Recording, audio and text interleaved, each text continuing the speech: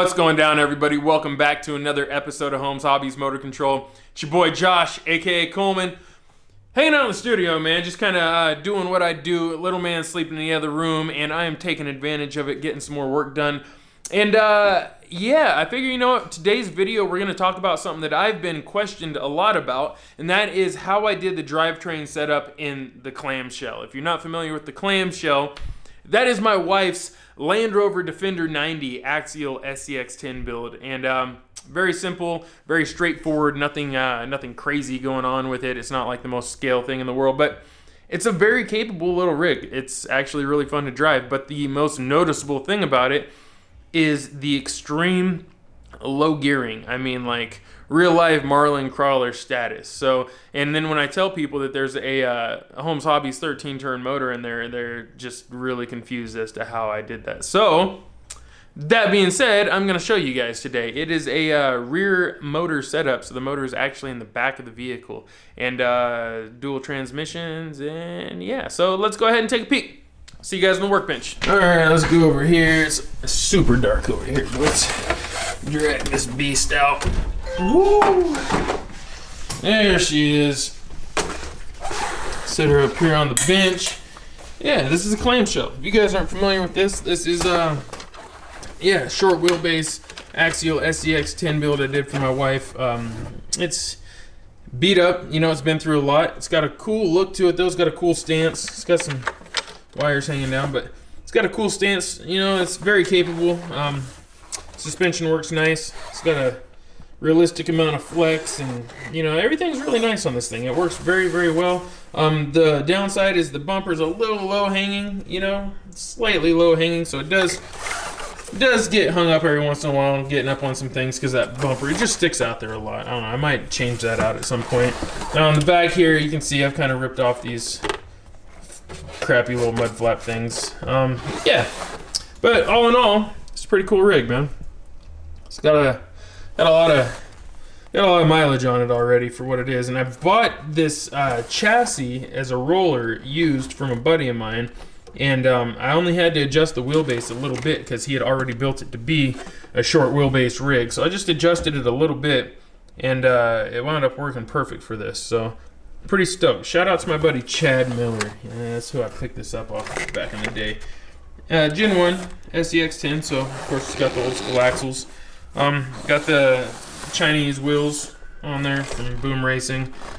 They've held up okay. They're just ugly. I don't like the snake thing on there, right? So I mean, they look good. I like the gold and I like the design on them. I just don't like the snake thing in there. A little cheapo, but that's all right. Yeah, it's a good rig. But here, let me fire it up and I'll show you what I mean by low gearing. Here, let's grab. Here's my wife's. Nope, wrong one. Here's my wife's radio. So we will shout out to CKRC. May they rest in peace. Turn that on, and we're gonna go under here. Hopefully the battery's still got a little charge in it. It needs some inner fenders, definitely, but it's not too bad up under there. Now, as you can see, Holmes Hobbies Torque Master ESC in there. Actually, can you guys see that? Let's see. There you go. You can see it up in the Torque Master ESC. And yeah, you'll notice there's a motor back there. See that? There's a motor in the rear. That is what we're going to get to here in a minute. For now, let's go ahead and plug this in.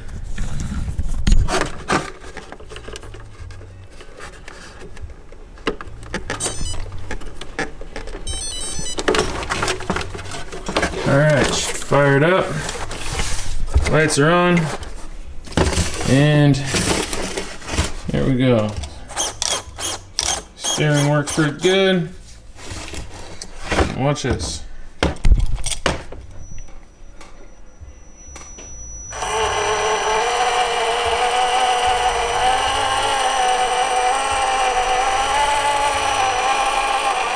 And that low speed has an insane amount of torque behind it.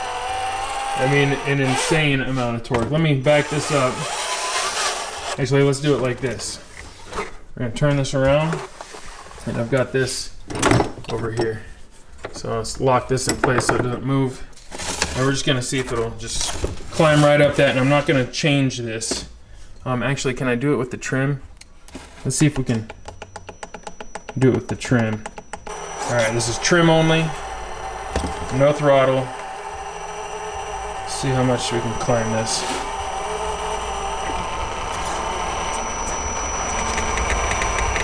Yeah, look at that.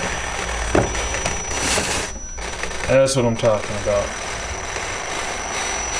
That is what I'm talking about. It's still trying to go. It's trying to push through the batteries that I have stacked up there. So much torque behind this thing. And it's still trying to push through.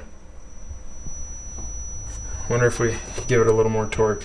Or a little more, one more click on the trim and look at it go.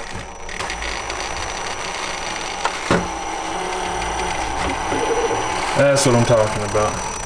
Look at that.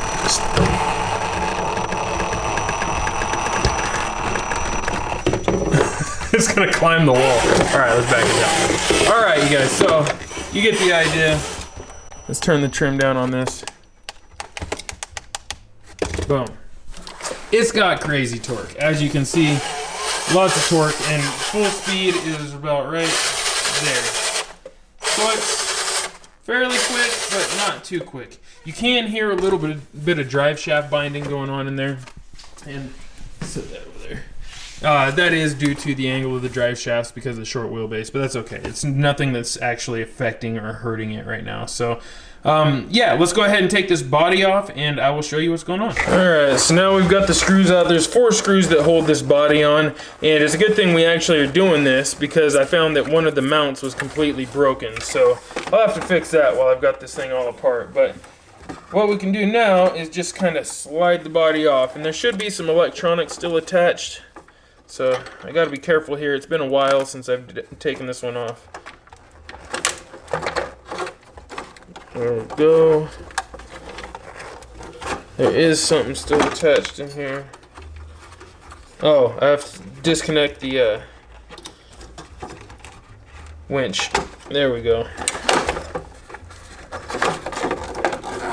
Alright, now I can get it up quite a bit more. What else is still connected? Looks like we've got to disconnect a couple of plugs to the receiver, and there we go. All right, we can take the body completely off. Let's set that aside over here. Now I can show you guys what I've got going on with this. It's a very basic setup, a very simple layout. As you can see, Axial SCX10 Gen 1. There's the tranny right there. ESC. Right here is the Holmes Hobbies TorqueMaster ESC.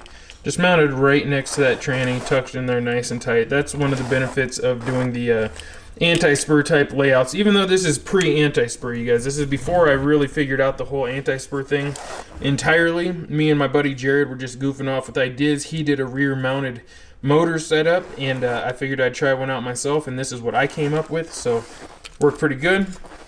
Batteries still mounted up front on a plate and simple setup.